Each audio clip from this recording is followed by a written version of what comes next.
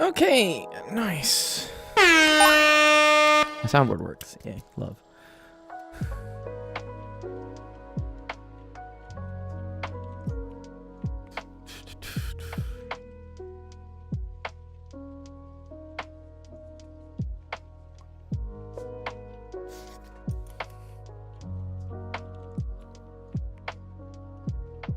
How's it going, Sib?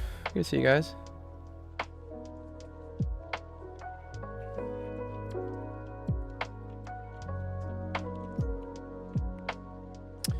Uh-oh, what's wrong with Kudu? Why is it not loading? Oh, dear. Come on.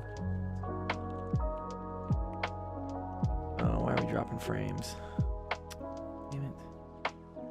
Thought I fixed this.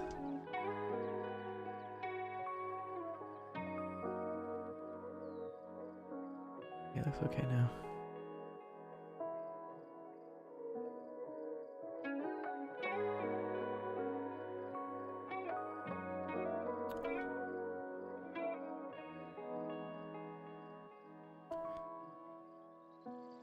What's going on, Brian?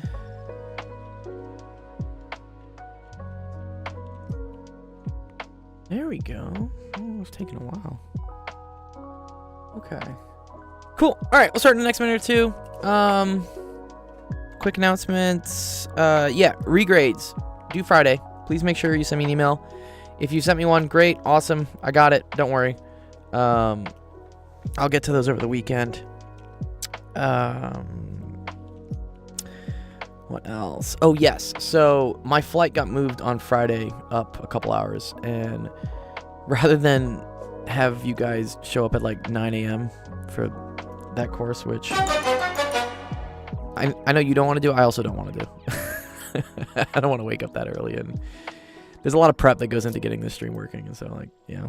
I think probably better for all of us that I will instead do a double header lecture on Thursday. So that means we'll still have our regular lecture at the Thursday time, but then I'll do Friday's lecture like Thursday night at 8 o'clock Pacific. So actually that probably works out for some of the international students because it's like a reasonable time for them to watch. But don't worry, the clicker questions from that evening lecture won't be due until like the end of the weekend. So if you can't make the second session on Thursday, totally cool. I'll give you all weekend to do that session, that clicker set of questions. But the normal lecture, make sure you still get those done by the end of the day. Yeah. Okay, I'm going to stop Twitch. Twitch is taking my bandwidth somehow.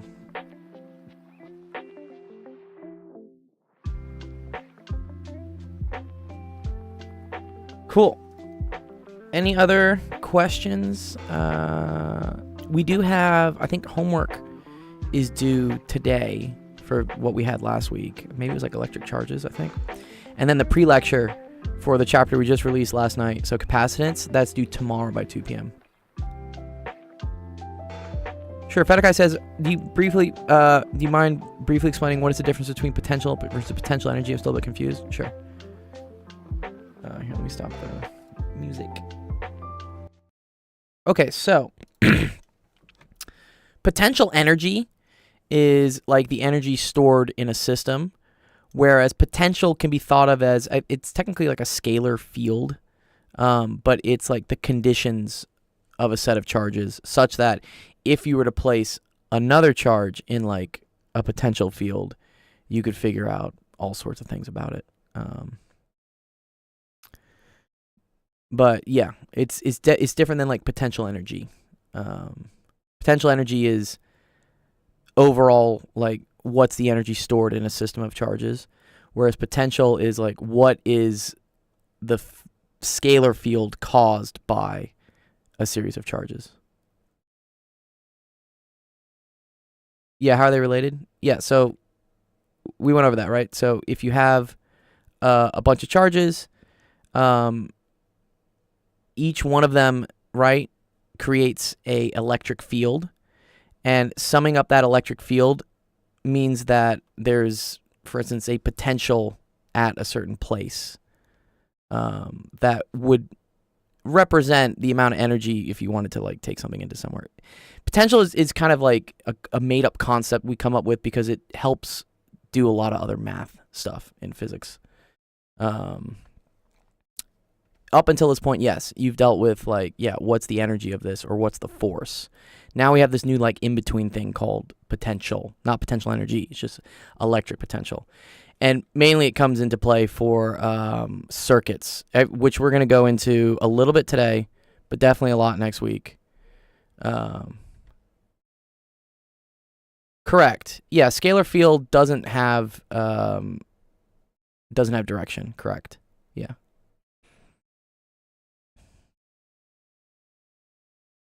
Yeah, it's like in between like a field, like the traditional field, like an electric field, and potential energy.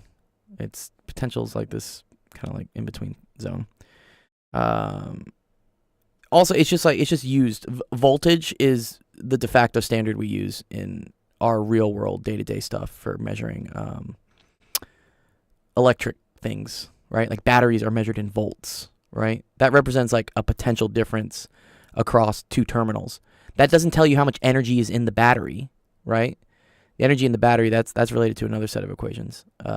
But there's like, and then here I'll get to the potential's like it's a force, and it's like kind of a field, but it's scalar. It doesn't really have potential at a point doesn't have a direction. But then if you take the potential difference, like the difference in potential between two points, then that does have a direction. And we'll see in circuits, right? Stuff moves from high potential to low potential.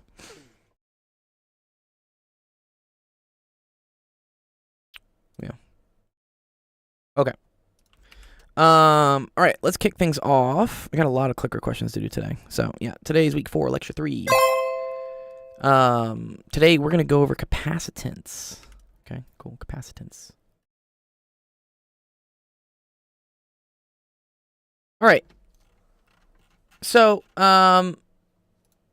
capacitors are what are formed when you have two plates or two like surfaces next to each other, and you have opposing charge on each side, and that creates a potential difference between the plates. That's also because there's an electric field in between the plates. So, the classic definition they use is something like this.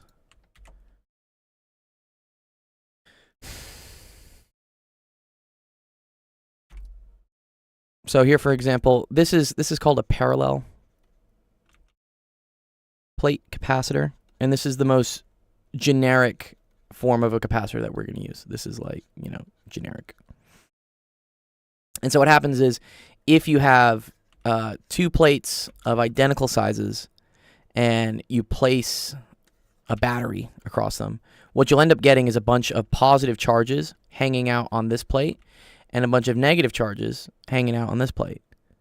And they're attracted to each other, but they can't like go across each other. Right? Because there's a gap usually. In this case it's air. You can create what are called like coiled capacitors here, where they basically do this. They insert some sort of insulator and then they roll it like what's this dessert thing called? You know what I'm talking about? Like a dessert. Is it called like a dessert roll? It's like no, not this one. There we go. Yeah, like this. Yeah. The Gaussian pillbox. Yes. I'm gonna assume you already know how the Gaussian pillbox works. Come to office hours. I'll explain how it works. I only have so much time to run through all the different charge configurations. We did spherical and cylindrical. Come to office hours. I'll do the pillbox. But for now, you should just memorize what the electric field is due to an infinite sheet of charge. It's called a Swiss roll. Yeah. Well, yeah. Okay, cool. Swiss roll. So that kind of makes the same type of shape. Yeah. Where you have like some insulator in between, which is preventing, right, this plate touching this plate. Because if these plates touched each other, then they would just discharge, right? Then you wouldn't have charge hanging out on each side. They would meet. And this is how you would like short circuit a battery, which is bad. Okay. So that's what a parallel plate capacitor is. So what we learned for the electrical field between two plates of a certain amount of surface charge is that the electric field is equal to sigma over epsilon naught. So I want a diagram of this.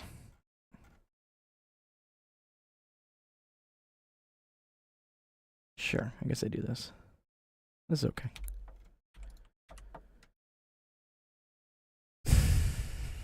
There we go.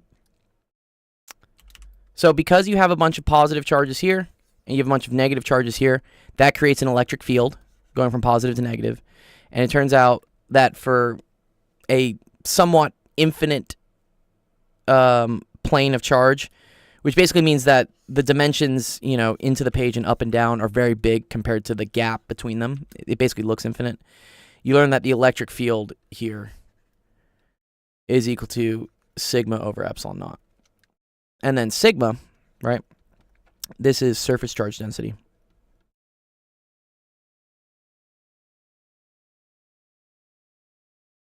That's going to be equal to Q total, right, on a certain plate, divided by the area on that plate. Okay? So that's how, that's why we say that, yeah, the electric field there is directly proportional to the charge on it. Okay, so what we like to come up with a term to define and characterize capacitors is this value called capacitance. Okay, so this is a capacitor, but capacitance is equal to Q over V. So this is the charge on the plates, and then this is the voltage difference between the plates. So a lot of times, again, you'll be hooking up some sort of battery or some sort of circuit which has a voltage on it, which is a source of potential. And let's say, for instance, if this is 12 volts, then the voltage difference or the potential difference between these two plates is 12 volts. And what we learned, right, earlier is that electric field, right, was equal to the change in potential, right, over the distance, right? And so now we also know that the electric field, right, is equal to sigma over epsilon naught. So this is sigma over epsilon naught, which is equal to, right, or wait, sigma, yeah, sigma over epsilon naught. But sigma is equal to total charge over the area.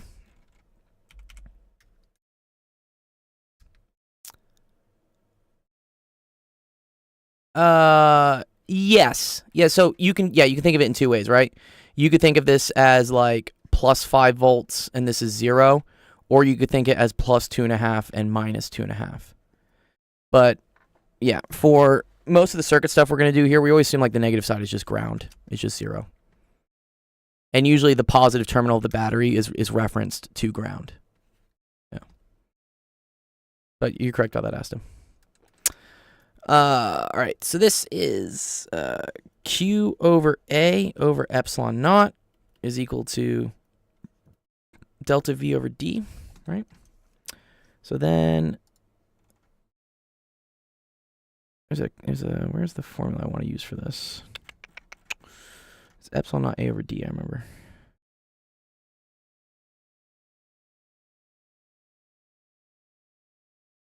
Right, okay.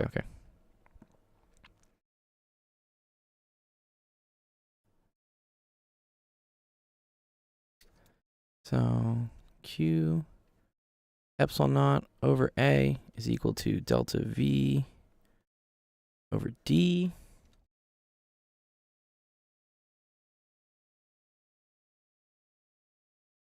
One sec. One thing's wrong here. E is V over D. Trying to rederive it on its own.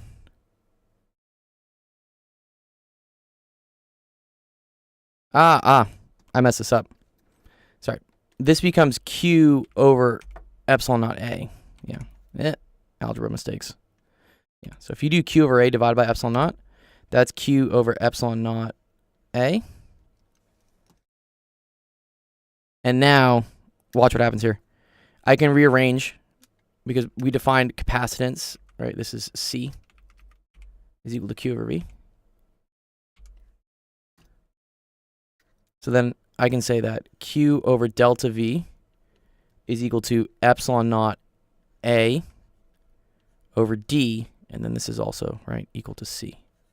So the two definitions for capacitance, you can either refer to it as the charge on the plates divided by the change in the potential or the change in the voltage across the plates, or you can refer to it as epsilon naught and then the area divided by the distance. So area of the plates divided by the distance of the plates. Okay? So that's the different ways to define capacitance.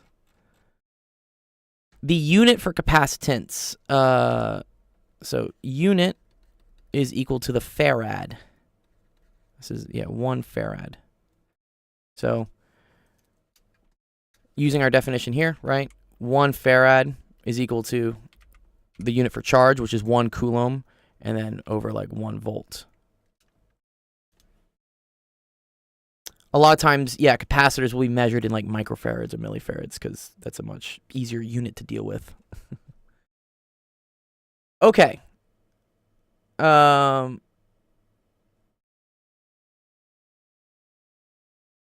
plate capacitor is cool. Divided by distance. Yeah, that comes from here. The reason that comes into play, right, is that the electric field is equal to the change in potential divided by the distance, right? I think, the change in potential divided by the distance between those two potential points, that's the electric field that's formed. An electric field in between two parallel plate capacitors is also sigma over epsilon naught.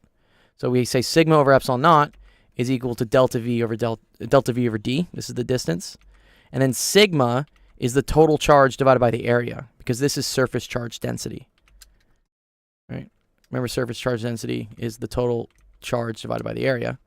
So now when you substitute that in, you get that Q over epsilon naught A is equal to delta V over D. And then capacitance is defined as Q over V. So if I move this under and I move this on top, you get this relationship. Capacitance is like, again, a made-up thing we just came up with to characterize capacitors.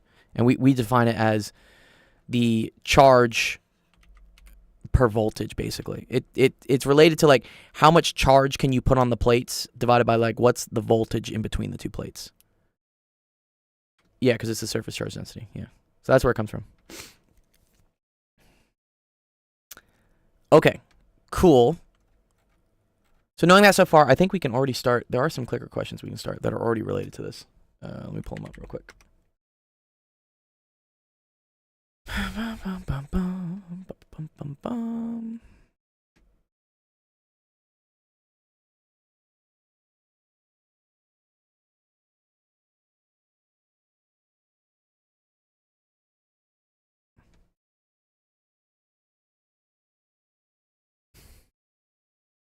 There must be something wrong with Google today. All the Kudu stuff is hosted on like Google servers, and it is taking forever to load today. Okay, there we go. Finally. That's a problem. Once if Google Cloud like has issues, like everything goes down. It's like if AWS, which is Amazon's web hosting service, which a lot of things run off of AWS. If AWS goes down, the whole internet like comes to a screeching halt. Right, here we go. It's how much charge you can. It's how much charge you can store per voltage. Yeah. It's related to the voltage, right? So if you can store a lot of charge and you don't create that much voltage while you're doing it, that's a very high capacitance.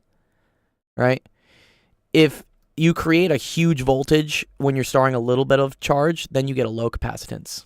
AWS, yeah, I agree, but I didn't design Kudu, so like, yeah, I just know they run on Google Cloud. What's that? Where's our clicker questions? These should have been released. Where are they? Please hold. Fuck. 1 sec. Technology today. There we go. Yes.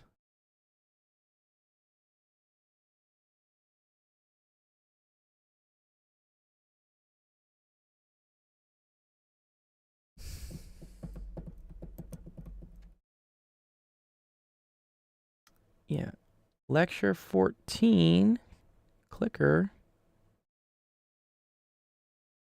Oh, the 15 clicker. I need to activate that one. 1 sec.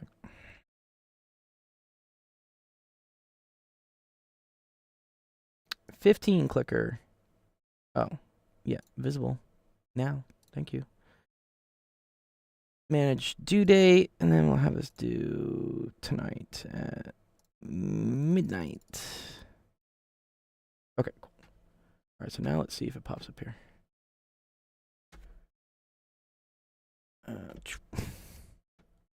You see, it's just hanging for me. I click things and okay, there it goes. Finally, thank you. Okay, here we go. All right. This has its latex messed up. Okay. Let me fix that.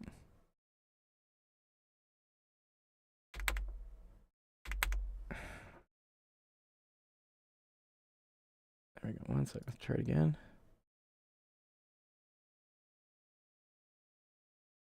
There we go. Love it. Okay. Simple questions. Simple questions for us to do. We got a couple of them, but it'll still reinforce the concepts as we do it.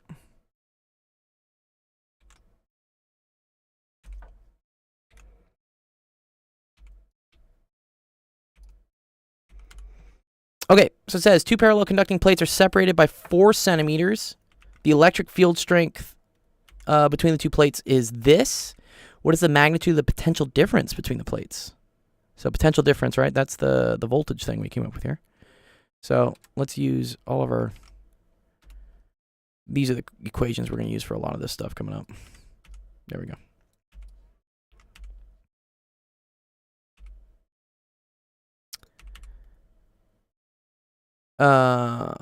Oh, potential difference. Oh, and this has to do with electric field strength. So actually that came from this question. So electric field between the 2 plates is 8.85 times 10 to the minus 4.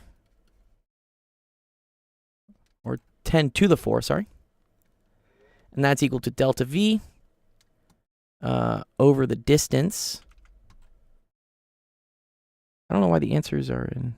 Oh, wait, 1 sec. I have them the wrong thing. Sorry. These are the ones I wanted. I was like, coulombs, no. Not supposed to be coulombs. There we go. That's what I wanted. Okay, that's correct. Okay, there we go. Okay, distance is 4 centimeters, right? So that's going to be 0.04. So that's the same thing. So now you just multiply that up. Very easy today. This is a softball question. But we'll take it. I say like little wins sometimes help.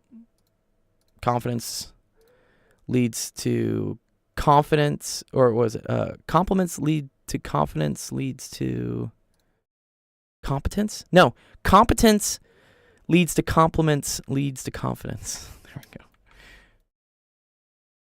Yes, delta. Yes. So in the textbook, I don't like this. They just write V as voltage, but that always means voltage difference referenced to something. Okay. A lot of times it's referenced to ground, so it's referenced to 0. But as we're going to see in like later lectures, sometimes you'll have something where like it's 5 volts here and it's like 3 volts here. these volts, right, are referenced to like some ground, which is at 0. But if I want to say the voltage across these two, that's technically delta V. They would say, for instance, that like V is equal to 2 here. But I like to put the delta because it's really the change in potential is what it is. Yeah. In the textbook, they will just write V as like a shorthand. Anyways, okay, cool. So this is 3540. So that's 3.5. And let's remember electric field is, potential here is measured in volts. So this is going to be kilovolts, right? Because it's 3,500 volts. So that should be answer choice A. Okay, let's see if that's correct. I think it is. Nice. Cool. Okay. The other thing we need to talk about in terms of capacitors is like the energy stored in a capacitor. So, energy stored in a capacitor. Which, again, maybe Fedekai, this is kind of bringing up some previous questions. This is kind of like potential energy. Whereas V, the voltage, is potential. But it's not related to the potential energy. Well, there is an equation, but they're not the same thing. So, for instance, the energy stored in a capacitor is equal to 1/2 CV squared. Okay? So 1/2, this is the capacitance, right? Not the charge, capacitance. And then this is the potential difference. Or voltage across the plates.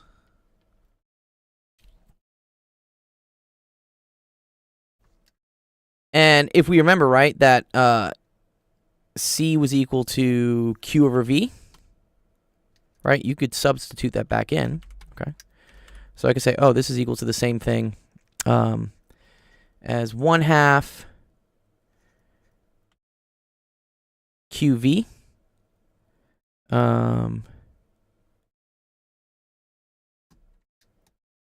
And if you want to like completely get rid of voltage here, right? So I always like to remember this way. Q equals VC, QVC. Does anyone remember this, like the TV channel that you could buy things off, QVC? It was mainly meant for, I don't know, older generations that didn't really want to use the internet. It came before the internet, before Amazon. You used to watch TV channels and you would call in being like, ooh, I want to buy that. And they'd have like a new item up like every hour. So I always remember QVC, Q equals VC. So in that case, you could also write that V is equal to Q over C. And then if you plug that in. Your grandma loves Q. Yeah, exactly. Right? Yeah. That's how you remember QVC. Because I always get this screwed up, like which one's over which one. But I always just remember, oh, Q equals VC. QVC. And then I just rederive it when I need to. But if V equals Q over C, right? This is also equal to 1/2 Q squared over C. Why does it seem there's a 1/2 coefficient? Yeah, it just comes up a lot.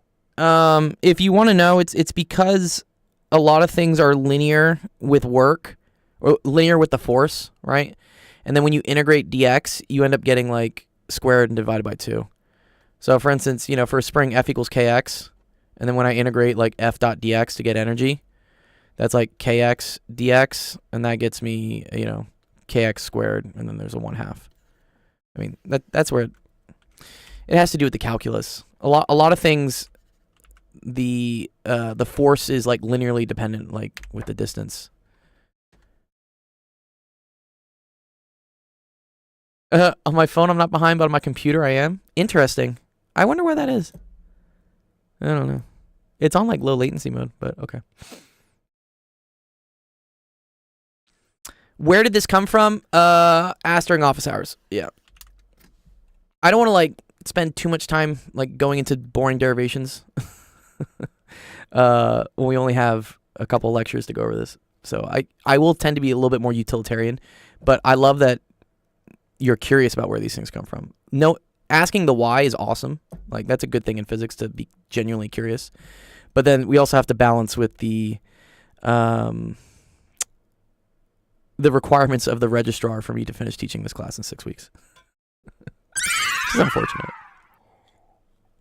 But yes, also, yeah, always feel free to ask. If I know it off the top of my head, I'll explain it really quickly. If I don't, that's something we can do in office hours. Okay, so this one was this. We got another question coming up. But that's good, Fedekai, you're noticing, right? You notice everything's like 1/2 this squared, 1/2 this squared. This is why there is some like framework in physics. And what theorists try to do is they try to connect everything, being like, well, everything seems to follow this like pattern. Maybe there's something connecting all these different fields together. That's like what unified field theory is, or grand unified theory of physics, whatever they're trying to do. It is about like recognizing that pattern and trying to see like where it comes from. Okay, let's see. Second question. A parallel plate capacitor is charged by a battery. By what factor does the stored energy change if the plate separation is doubled while the capacitor is still connected to the battery? It probably has a lot of, conservative forces, yeah. Probably. I'd say it's a decent guess. Okay, so let's say you have a battery, which we're going to learn when we get into circuits. This is the symbol for battery. And these are voltage sources. These provide voltage. So this is a battery. And let's say it has, I don't know, some like voltage equal to V naught, all right? And it's connected. If we wanted to figure out the energy in this capacitor, right? We can go back to our other equations we had for capacitance energy. Here, 1/2 CV squared or 1/2 Q squared over C.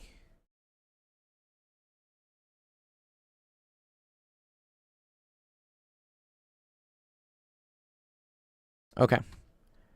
And then the other thing we learn is that capacitance is equal to epsilon naught A over D. And then capacitance is equal to epsilon naught A over D. Because this is the important thing. We talk about the plate separation. This right here is D. Okay. So these are our two definitions for energy in a capacitor. And then here's how the capacitance changes with the distance.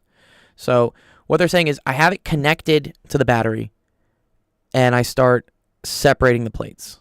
Okay. So in this case, the voltage or the potential difference between the two plates has to remain the same because the battery is continuing to provide whatever potential difference that the battery has. It's going to provide that same potential difference on the plates. If there's, for instance, like plus 5 volts here and like 0 volts here, there will always be plus 5 volts here and 0 volts here, as long as they are connected. Okay.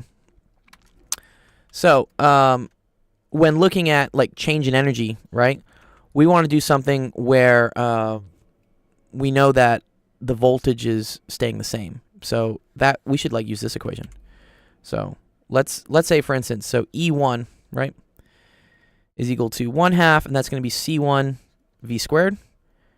And then E2 is going to be 1/2 C2 V squared. Or, yeah, V1 squared, V2 squared. But as long as the battery is still connected, V1 will be equal to V2 on our two different situations for our capacitors. All right. However, we know something's going to change, right? Because we're increasing the distance, and capacitance is inversely proportional to the distance, right? So looking, C1 is not going to equal C2. So let's remember, right? C1 would equal to epsilon naught A, and let's call this like D1. Whereas C2, our new capacitance, once we separate the plates, that's going to be epsilon naught A over 2D1. Because we say we're doubling the plate separation. Okay, so let's now compare what happens. So let's say, okay, energy 2 over energy 1. So this is the ratio of like my new energy when I separate it compared to my original energy when they were at, not so separate. That's going to be 1/2, and then this is going to be epsilon naught A over D1 V1 squared over 1/2 epsilon naught A over 2D1 V2 squared. And remember, as long as the battery is connected, right, these things remain the same. So they can cancel. 1/2s are going to cancel. Epsilon naught A is going to cancel. So we assume, right, the area of the plates does not change. So now we get that E2 over E1 is going to be equal to 2. Because, right, this will come up top, and that will be 2D1 over D1. And so that tells me that the energy stored in the capacitor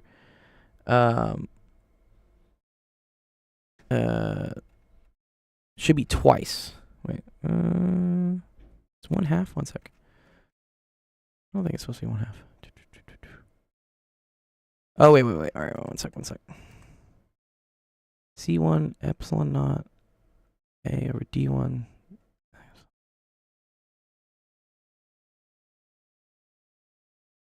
And then, oh, I messed this up. Sorry. I was like, I'm getting the wrong answer. Yeah, sorry. Epsilon 1 has the D1. Epsilon 2 has the 2D1. Okay, great. Okay, there we go. That's what it's supposed to be. Okay, so this is equal to 1/2. So that means your energy is now 1/2 what your original energy was. So you could write it this way. You could say epsilon 2 is equal to 1/2. Or not epsilon, sorry. E2 is equal to 1/2 E1. Yeah. So the energy stored in your capacitor is going to go down by a factor of 2. Yeah. So that's going to be answer choice D here. Energy becomes 1/2 as large. So we go here. Question 2, this should be D. Correct. Okay. Does that make sense? I know there's a lot of stuff we just quickly learned. We learned about capacitance. We learned how to define the energy in a capacitor. And there are a couple different relationships to, like, you know, the distance, the area, the voltage, the charge.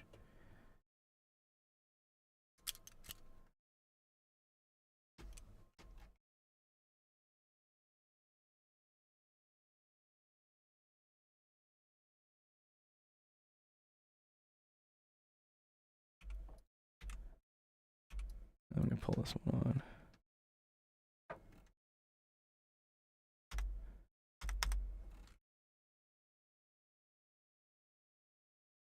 Yeah, you just have to study a bit more of the problems. Totally cool. Yeah, and I know you guys are seeing this for the first time, so it's totally okay. Don't feel like you have to understand it and get it all right away. Okay, so now it says a parallel plate capacitor is charged and then disconnected from the battery. Okay. So here's what happens. You have your battery here. You have your capacitor, and you have a battery here. And we're going to connect two ends like this, right? And this has some voltage on it. Let's say this is, you know, V is equal to V naught. Which means, yeah, this will have V naught on it. This will have, like, yeah, 1/2 QC for the first one. Yeah. This one, it's interesting what's going to happen here. So, right. In this case, for instance, when the battery is connected, it's going to end up charging this capacitor so that there's a positive charge here and a minus charge here. That's what the positive and negative ends of a battery do. So this creates, like, negative charge. This creates positive charge. In real sense, it actually runs the other way because, like, positive charges don't technically move. It's the electrons that moving. So something having positive charge represents, like, electrons moving away from it. And really this thing having negative charge is because there's an excess of electrons that got to it. But we're going to use I think it's called the Gauss convention, that you just assume that positive charges can move. And that current moves from, you know, positive to negative. Like, charges move from positive to negative. In reality, it's electrons moving the other way, but that gets confusing to think about double negatives. So, okay, we have our capacitor set like this, right? There's charges on it. And now what we're going to do is so here, the energy of our capacitor, right? This would just be equal to 1/2 CV squared, which would also be equal to 1/2 Q squared over C. Okay? But something weird happens, okay? Because when I cut this this battery away from the capacitor, now when I start separating them, I no longer have a constant source of voltage, a constant source of potential to keep these at the potential V0. So in this case, V1 does not equal V2. And so it's not constant. The only thing that is constant is Q1 is equal to Q2. So the amount of charge that gets deposited on these plates after we hook it up to a battery, that charge does not go away when we disconnect the battery. That charge stays there on the plates. So when I cut this, the charge stays. But the potential difference between them can change depending on the distance. Because if we use this definition, so let's say E1, right, is equal to 1/2 Q1 squared over C1 squared. E2 is equal to 1/2 Q2 squared, or not C1 squared, just over C1, over C2. So now E2 divided by E1, that's going to be 1/2 Q2 squared over C2 over 1/2 Q1 squared over C1. And then, yeah, the capacitances will not equal the same if we start varying the distance. The same thing happened here, right? Capacitance didn't stay the same as we started varying the distance. The only difference here is that I was able to keep the voltage the same because it's still connected to the battery. In this case, I'm not able to keep the voltage the same. So whatever charge was on there will remain the same. Because that's another thing here, is that as I like separate these plates or bring them closer together, I can change the amount of charge that's on the plates to create the potential difference I need to match the potential of the battery. So here, this is going to cancel, cancel, cancel, cancel, cancel, because Q1 equals Q2 after we've disconnected. So then we get C1 over C2. And remember that C1, right? That's equal to epsilon naught A1 over D1. And this is going to be epsilon naught. And then this is going to be A2, which is the same as A1. And now D2 is 2D1. Okay. And this is going to get us 2D1 over D1. And so the answer is 2. So in this case, the energy stored, E, becomes twice as big. So we say that E2 is equal to twice E1. Kind of a paradox, right? It's kind of weird to look at. You're like, wait a minute. When I separate this capacitor, right, if I keep the battery attached to it, I lose energy. But if I disconnect the battery and then separate them, now I gain energy. So, yeah, in this case, it's twice as large. Or you're gaining like stored energy is what it is. So that should be choice B. Number 3. Cool. That's good. Okay.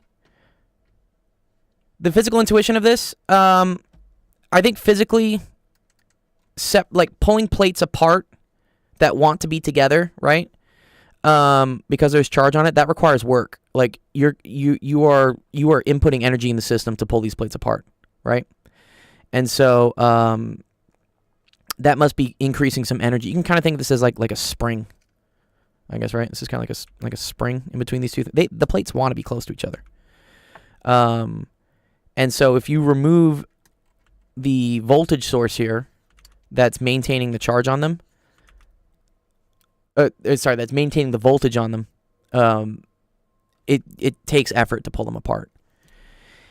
If you have the battery's still connected to it, okay, what happens is as you pull the plates apart by C equals Q over V, right? If this starts to go down, but this is the same, that means the charge on the plates needs to also go down. And so because the charge on the plates is going down, you're technically like taking energy away from it, I guess, right? Because now there's no more like tension. There's less tension between the two plates now, just from an electrostatic Coulomb force point of view, right? You're almost doing like negative work. And it's really the battery that's helping you out there.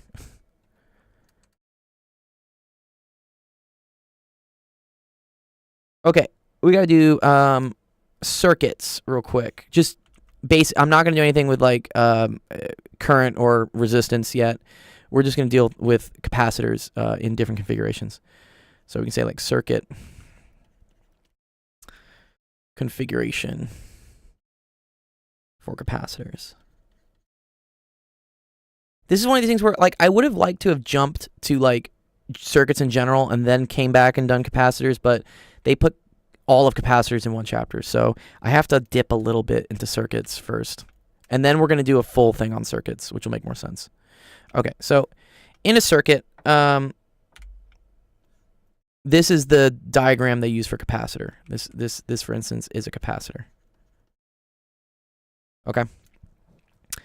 Now, you can have capacitors arranged in different ways. Okay, so let's say, for instance, I have two capacitors that are connected here. Do you notice how, for instance, like you have like start, end, start, end, okay? So in this case, this is called being in series. So when like the end of one connects with the start of another, this is a series configuration. And what we learn for like for the like the effective capacitance of this, so like let's say like let's say this is C1 and then this is C2. We learn that like C total is equal to 1 over C1 plus 1 over C2 all to the minus 1. Or the other way they write this is they'll say 1 over C total is equal to 1 over C1 plus 1 over C2. And you could have more capacitors. As you add more and more capacitors, you could have like, you know, plus 1 over Cn, for example. If you have a bunch of capacitors in series. Series means it's like head to toe, head to toe, head to toe. And they all go in a line. Okay, that's the series configuration. You could also have, for instance, you could have what we call like a parallel configuration. So let's say instead you have two capacitors here. That are connected like this.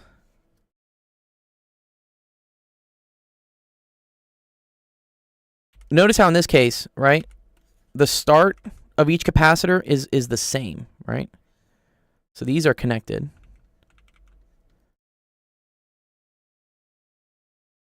And then these are also connected, right? The ends are connected. In this case, this is called a parallel configuration.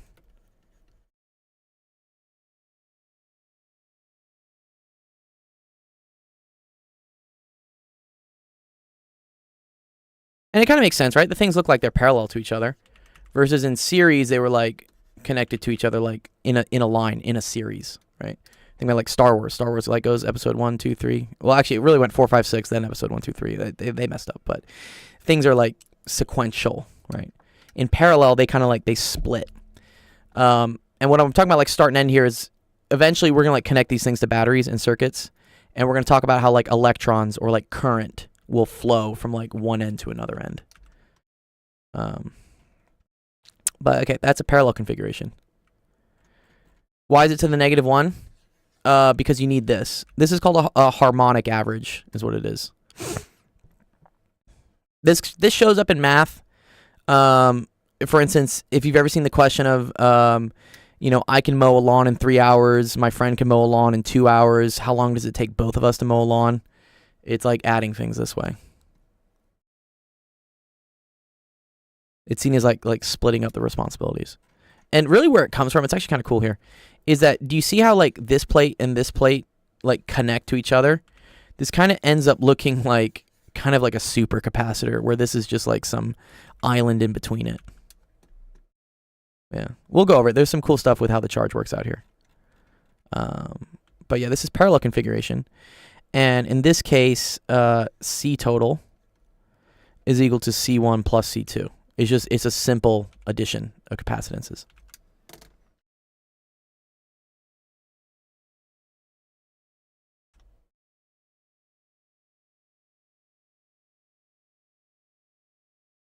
Okay. So, let's do the next clicker question. Number 4, we're more than halfway.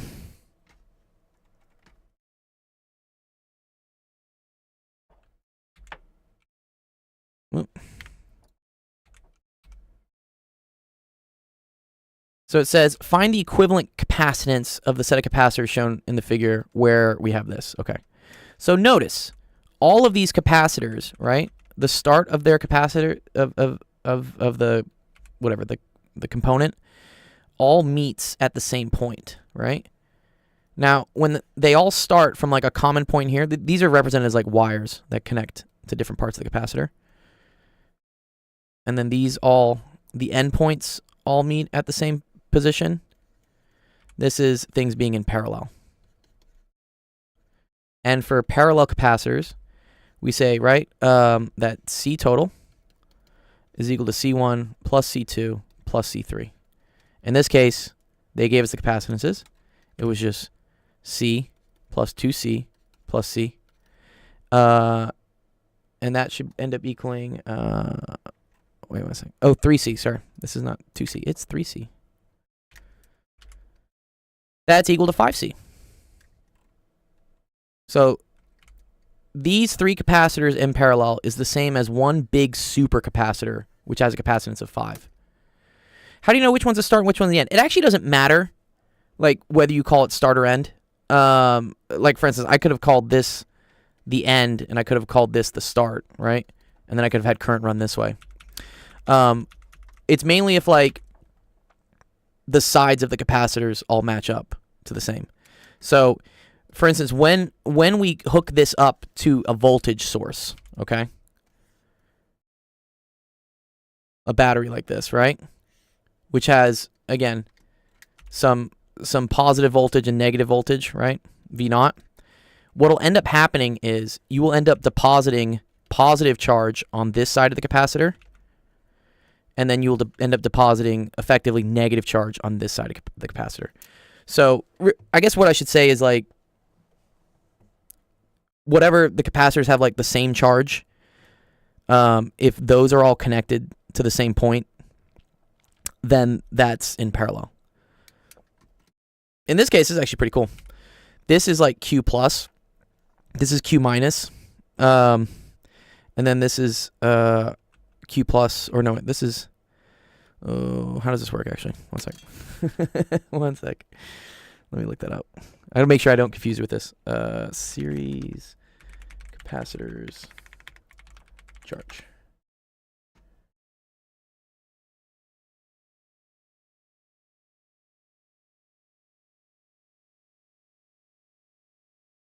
Yeah, here we go. Oh, I was right. Okay. I was just making sure I'm right, because I was like, wait. Yeah. Yeah, I was right. Okay. This is Q minus, this is Q plus, and then this is Q minus. And then this is kind of the little diagram they say.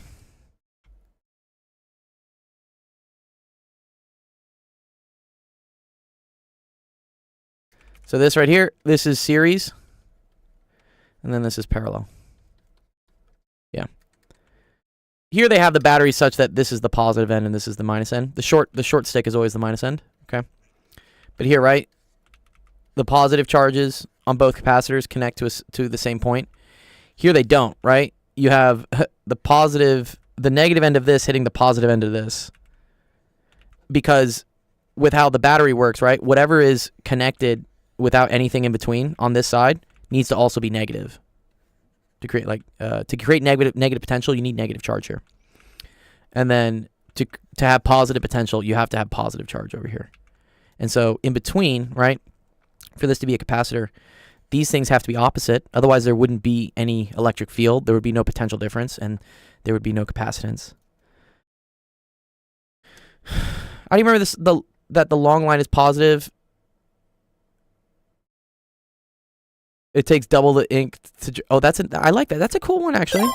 I like that. Yeah, Fudakai said that to draw a positive, you have to draw 2 lines. So that means it's the same thing as like drawing the battery. That's a longer line. You have to use more ink. I like that's cool, man. That's a cool way to remember it. I always learn, like, they're always really, really fun, like, memorization tricks that students come up with that I've never heard that before, but that's a cool one. Yeah. Okay, anyway, those were parallel. Okay, I think we have a series case coming up. Oh, wait, so the answer here was E. Let's make sure we get the right answer first, right?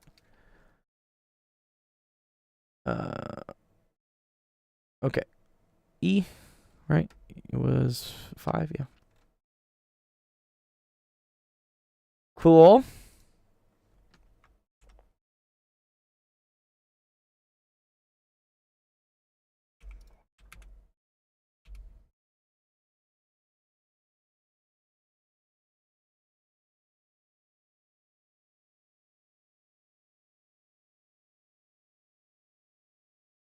All right, here's 5.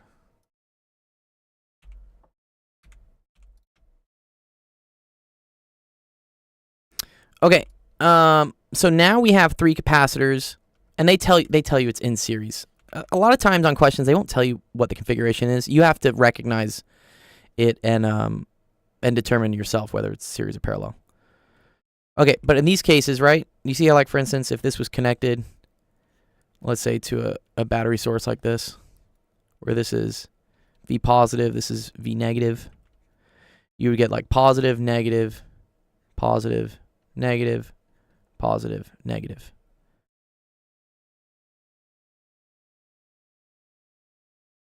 And adding things in series, right? We know that, okay, well, C tote is equal to 1 over C1 plus 1 over C2 plus 1 over C3, and then that's all to the minus 1. So that's going to be 1 over C plus 1 over 3C plus 1 over C. Now we have to get some common denominators, right? So I'm going to say like 3 over 3, 3 over 3. And so that's going to give me 3, 4, that's 7. 7 over 3C. And then we have a minus 1 still on it, right? So that's going to get me that the total capacitance here is equal to 3/7 C. Yeah, which is answer choice F. Okay, so let's try to do that on this. Answer choice F is this one. And we're good. Cool. Okay. Is that making sense so far? Any questions before, like, we move a little bit more forward? So this is just like how to identify capacitors in a circuit, and then how to combine like a bunch of capacitors in a certain configuration into what I call like a super capacitor. That's just a single thing. That's the power of this. You'll see this when we start really doing circuits next week. But it's complicated to figure out what like each individual voltage and stuff is here. But I can write this as a single like super capacitor C123, which is equal to 3/7 C connected then to a battery. And this makes it easier to analyze circuits, to take a bunch of components, whether they are in series or whether they are in parallel, right? This is the same thing as, again, a supercapacitor like this, which is just C123. And then you can do some properties between things in parallel and series to break things down. You'll see it when we do circuits next week. Or we might actually start doing some of it this week. Maybe during tomorrow's lecture, the double lecture. On the later half, I'll do it. Oh, yeah, okay. Wow. Yeah, here's where things get tricky. Oh, man. They made this a nightmare. So now someone asks you, hey man, find the capacitance of this circuit. Right? Okay. So I'm going to label things real quick just so like it's okay. We're going to say C1, C2, C3, C4, C5, C6, C7. Okay? And I want to combine this into a single thing like this, which is going to be C1, 2, 3, 4, 5, 6, 7. Right? It's a single supercapacitor. Okay. What I noticed right off the bat is that these two are in parallel with each other, right? Do you see how, again, like the same end connects at one point and the same end connects at this point? So I'm gonna turn this into a single. This is gonna be things in parallel. And then what I also notice is, right, look at this. This thing right here, these are all in series. It is a maze runner. Yeah, this is in series. Okay, so for this one, right, we know that C257 is equal to 1 over C plus 1 over C plus 1 over C to the negative 1, right? So that's going to be 3 over C, so you invert it, so you get this is equal to 1 over 3C when you do this math. Okay. And then for the parallel one, okay, this is now C34, which is two things in parallel, and that's just going to be C plus C, and that's equal to 2C. Okay. So now my new circuit, right, is I have this coming down, and it's going to branch off into two branches, but now I have this supercapacitor, C257. And then here I have capacitor 1 now in series with capacitor 3-4 in series with C6. So this is going to be C1. And then this is going to be C3-4. And then still with C6. Okay. Whatever, and they still connect down at the bottom. All right, we kind of see the big plan there, right? I took this, wrote it as this one. I took all this, I wrote it as this one.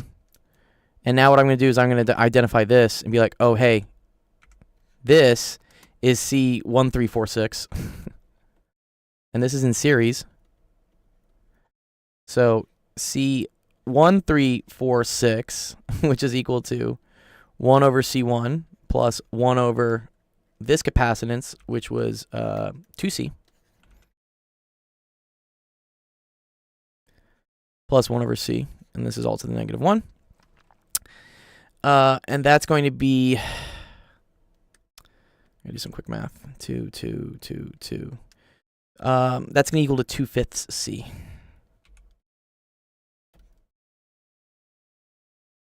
Okay. So now I have this one, C1346. Come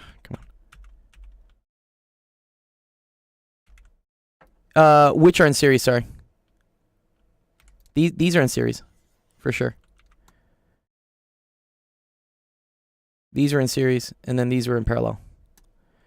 You might be getting confused, Fedekai, with resistors. Resistors are different. Resistors are flipped. That's why, again, it is kind of annoying that we're teaching you capacitors first. Because if you have any other prior physics knowledge, this is going to start messing with you. Because it's backwards.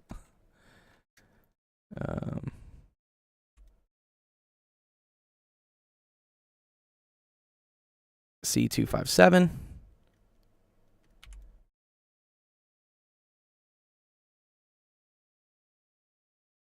And now these two are in parallel.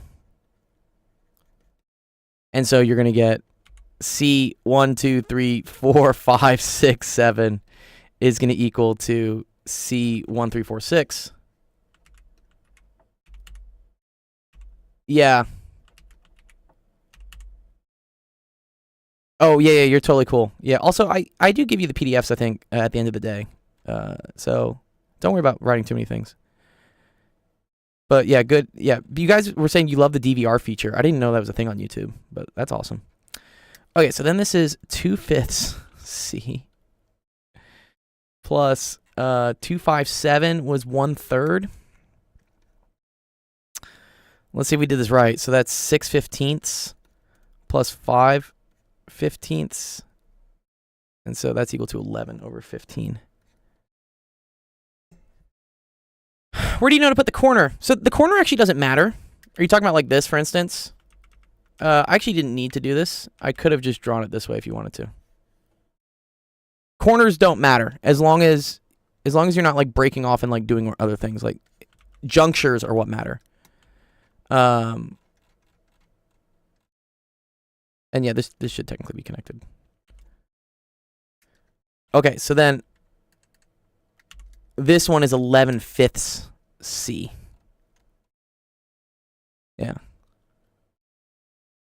Yeah, this is the cool thing about circuits. You can draw them however you want. Like, you can put as many, like, weird corners you want, as long as you're not changing the juncture points. As long as you're not changing where, like, components are meeting or where wires are meeting, okay? I could have done, for instance, like, this if I wanted to. It's the same thing. But, I mean, this obviously looks nicer. But, yeah, as long as you're not, like, crossing wires or you're... As long as you're not introducing new crosses into wires, or you're not putting like new components in, you can draw things however you want.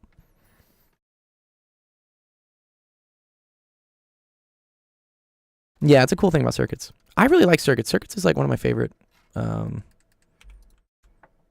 topics in physics. It's really what got me interested in like grad school stuff, where like I kind of basically had like a double E degree. Like this is more electrical engineering. Sorry, 11/15, not 11/5. Okay, 11/15. Should be answer C. Well, let's see. Nice. Okay. All right, last one. This one looks like what's called a Wheatstone. Looks like a Wheatstone bridge.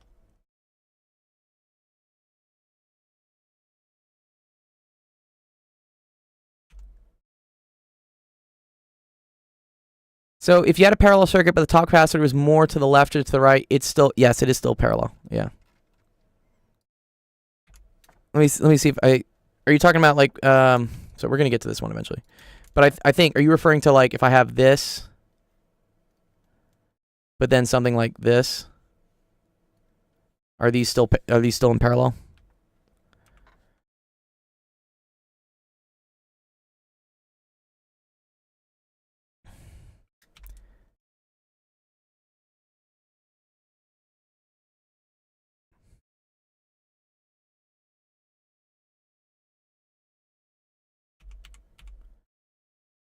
The only thing that would, yeah, great. Yeah, these are still in parallel. The only thing, so if you took this and you put this over here, now it's no longer in parallel. And notice because you crossed a juncture. If you cross a juncture, then things change. Within the wire, between the junctures, you can put these wherever you want. I could have even, for instance, I could have put it like right here if I wanted.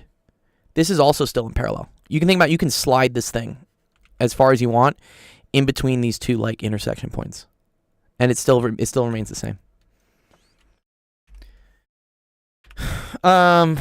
Okay, 5 identical capacitors are shown as below. Find the equivalent capacitance between A and B.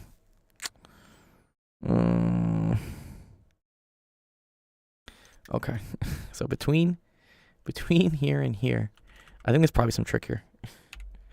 I may not be able to get this one in the next 4 minutes. All right, so between A and B, so let's call this like A, okay? And then here, yeah, Amelia, watch. I am going to like start redrawing stuff because this is going to be a pain to like do it the other way. So this is also equal to this, right? And then apparently we have this in the middle, right? And then we have this.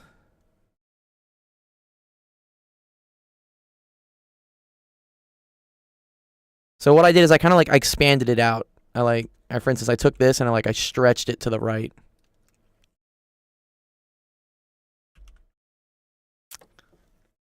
Three in parallel. Yeah, I don't know about that. So what? Let's start by writing the charges. Let's say this is positive. Let's say this is negative, okay? Let's see what happens. So positive, negative, right? And then it's like, well, what happens here? Because this has to be negative, this has to be negative. This must be positive, right? This must be positive. The question, yes, this is like a Wheatstone bridge. It's a Wheatstone bridge with capacitors. So yeah, what he's referring to is, yeah.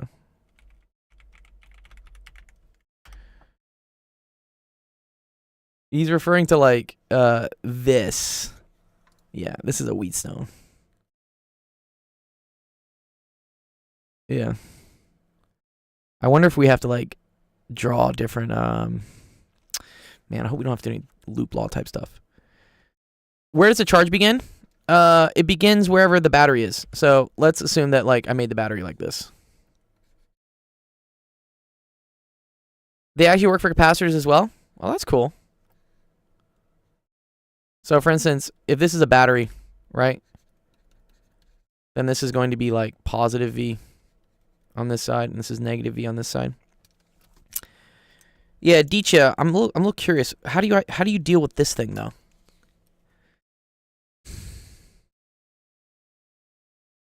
Because I have both positive and negative charge on here. What determines what the charge is on here?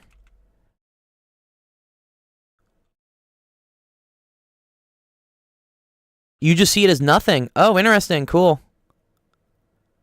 Yeah, okay. So wait, this has like 0 charge? So like what's even the purpose of it? Do we just like kind of get rid of it? The ratio is 1 to 1. Oh, cool. Yeah, so Adisha, you bring up a good point, right? Yeah, because remember that V is equal to Q over C.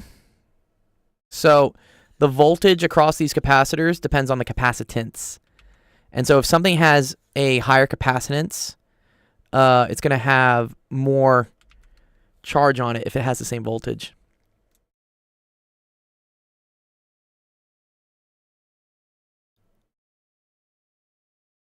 So, and again, it can't pass through, right?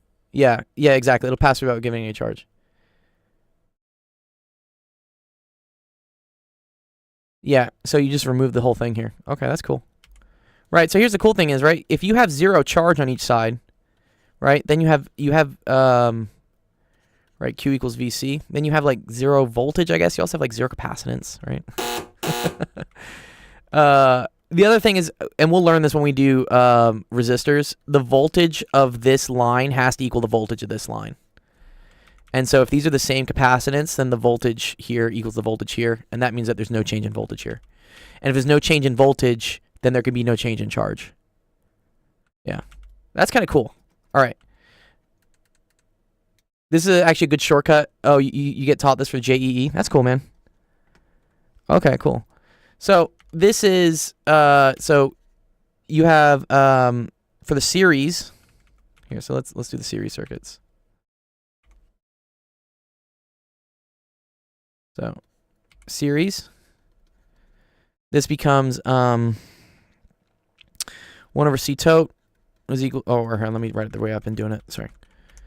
C tote equals 1 over C plus 1 over C, all the negative 1. So that's equal to C over 2. So,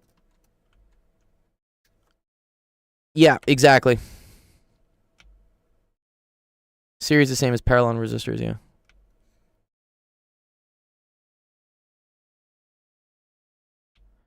Oh, so wait a minute, Aditya. I'll have to remember that, but Q is the same for capacitors in parallel, but V is the same for capacitors in series.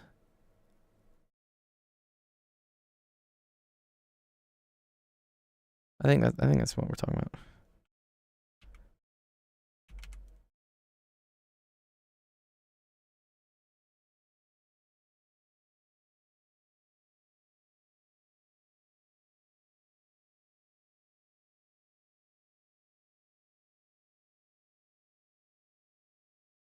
Okay, and then we have these two in parallel. And that's just that C tote is equal to C over 2. Plus C over 2, which is equal to C. So the answer choice that was.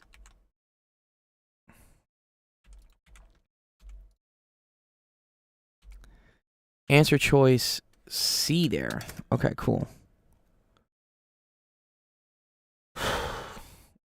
What a wheatstone. Nice, cool.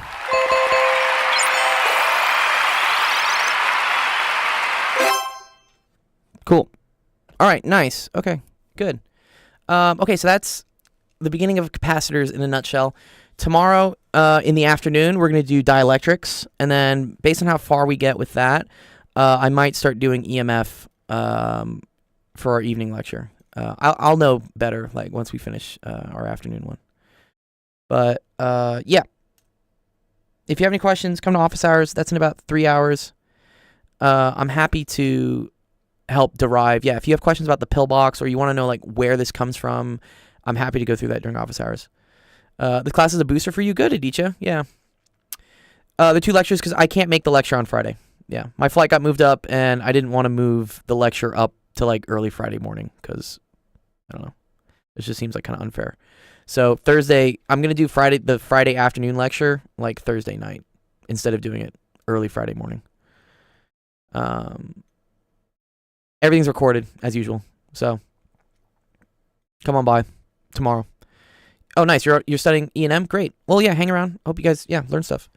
Cool. I will see you guys tomorrow, regular time. The only thing is we have an additional lecture later in the evening. If you don't want to come to it, totally cool. You can just watch the recording Friday at the regular time if you want to. But yeah, have a great rest of your Wednesday. I'll see you at office hours if you have more questions. Peace.